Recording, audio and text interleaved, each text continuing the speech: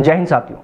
भारतीय सेना मुसीबत के समय देशवासियों की सेवा व उनकी जान बचाने के लिए हमेशा तत्पर रहती है।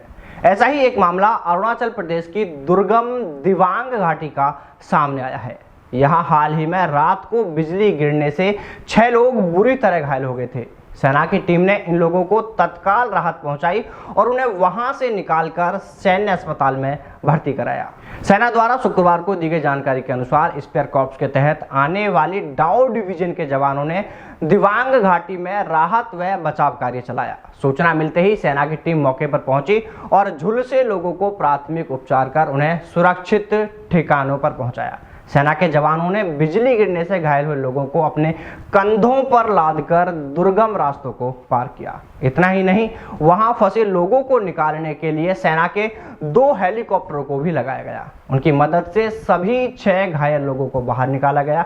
इसके बाद उन सभी का सैन्य अस्पताल में इलाज किया जा रहा है। साथियों, सेना के जवानों के इस बहादुरी को देखकर, सेना के जवानों के इस बचाव कार्य को देखकर आज देश भर में उनकी सराहना हो रही है। इधर अगली खबर पर बात करें तो असम मंत्रिमंडल ने सेना और केंद्रीय अर्धसैनिक बलों में ड्यूटी के दौरान अपने प्राणों की आहुति देने वाले राज्य के जवानों के परिजनों को दी जाने वाली वित्तीय सहायता राशि बढ़ाने का बड़ा फैसला किया है। असम के जल संसाधन मंत्री पीयूष हजारिका ने बताया कि मुख्यमंत्री हिमंत विश्व शर्मा की अध्यक्षता में मंत्रिमंडल की बैठक हुई, जिसमें शहीद जवानों के परिजनों को दी जाने वाली अनुग्रह राशि जो अभी 20 लाख रुपए दी जाती है, उसे बढ़ाकर अब 50 लाख रुपए किए जाने के प्रस्ताव को मंजूरी दी गई। इधर इंडियन आर्मी की लड़ाकू क्षमताओं के इजाफे के लिए एक और बड़ा कदम उठाते हुए रक्षा मंत्रालय ने गुरुवार को 7,523 करोड़ रुपए की लागत से भारतीय वायुसेना के लिए 118 मुख्य युद्धक टैंक अर्जुन की खरीद को लेकर एक करार को अंतिम रूप दिया है। रक्षा मंत्रालय ने अर्जुन MK-1A टैंकों के लिए हैवी व्हीकल फैक्ट्री अवधि चेन्नई को यह ऑर्डर दिया है। यह MBT MK-1A अर्जुन टैंक का नया संस्करण है, जिसमें 72 नई विशेषताएं और MK-1 वेरिएंट से अधिक स्वदेशी उपकरण इसमें हैं। मंत्रालय ने एक बयान में यह भी कहा कि रक्षा मंत्रालय ने 23 सितंबर को भारतीय थल सेना के लिए 118 मुख्य युद्धक टैंक का ऑर्डर दिया है। मंत्रालय ने कहा कि यह टैंक दिन और रात के दौरान सटीकता के साथ लक्ष्य को साधने के अलावा सभी तरह के इलाकों में सहज गतिशीलता सुनिश्चित करेंगे। इधर इंदौर से सेना के जवानों को कोरोना होने को लेकर बड़ी खबर है। दरअसल इंदौर स्थित आर्मी वार कॉलेज महू में 30 अफसरों को एक साथ कोरोना पॉजिटिव मिलने से हड़कंप मच गया। इन अधिकारियों का गुरुवार को कोरोना टेस्ट हुआ था और उस रिपोर्ट में सभी के संक्रमित होने की पुष्टि हुई। आपको बता दें कि 16 जून के बाद यह पहली बार है जब इंदौर में एक ही दिन में 30 या इससे अधिक कोरोना के मामले सामने आए हैं। इंदौर के चीफ मेडिकल ऑफ हेल्थ अफसर BS सेतिया ने इसकी जानकारी दी है। बताया जा रहा है कि ये सभी जवान राजस्थान से वापस लौटे थे।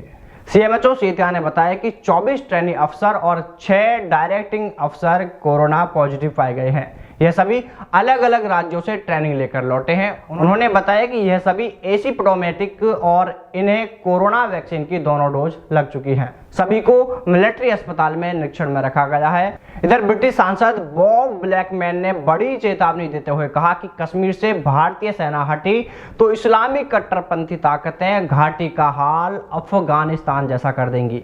उन्होंने कहा, जम्मू कश्मीर में भारतीय सेना के न रहने पर वहां इस्लामी कट्टरपंथी ताकतों को रोकने वाला कोई नहीं रहेगा और राज्य में तालिबान राज के जैसे हालात हो जाएंगे। कश्मीर मसले पर ब्रिटिश सांसद में हुई बहस के दौरान सांसद ने कहा, सेना का जम्मू कश्मीर में लोकतंत्र बनाए रखने में बड़ा योगदान है, इसलिए सेना का वहां रहना बेहद जरूरी है। इधर भारतीय सेना की कांगो ब्रिगेड द्वारा आजादी के 75वीं वर्षगांठ के अवसर पर आजादी के अमृत महोत्सव का नैनीताल के DSA मैदान से शुभारंभ किया गया, जिसमें major general Charanjit Singh Devgan, Yuddh Sena medal general अफसर commanding Garud division, brigadier Brajesh Kumar Awasthi, colonel Amit Saini और स्थानीय प्रशासन के साथ अन्य लोग समारोह में मौजूद रहे। अगली खबर वायुसेना को लेकर है, जिसमें टाटा ग्रुप की कंपनी टाटा एडवांस्ड सिस्टम बहुत जल्द वायुसेना के लिए हवाई जहाज बनाएगी। इसके लिए कंपनी ने एयरबस के साथ कॉन्ट्रैक्ट किया है। इसकी जानकारी खुद रतन टाटा ने दी है कि भारतीय वायुसेना एयरबस से 65 C295 खरीदेगी। इधर सुप्रीम कोर्ट ने बुधवार को साफ किया कि नेशनल डिफेंस एकेडमी यानी एनडीए में महिलाओं के प्रवेश को अगले साल तक टाला नहीं जा सकता।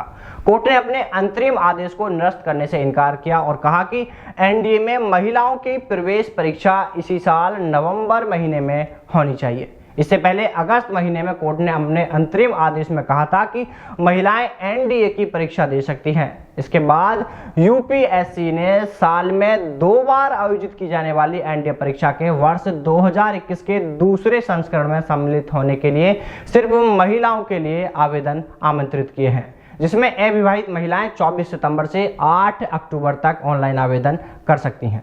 तो चलिए साथियों, फिर मिलते हैं आपसे सेना व सेना भर्ती से जुड़ी तमाम बड़ी खबरों के साथ। तब तक सावधान रहें, दलालों से दूर रहें, अपना और अपनों का ख्याल रखें।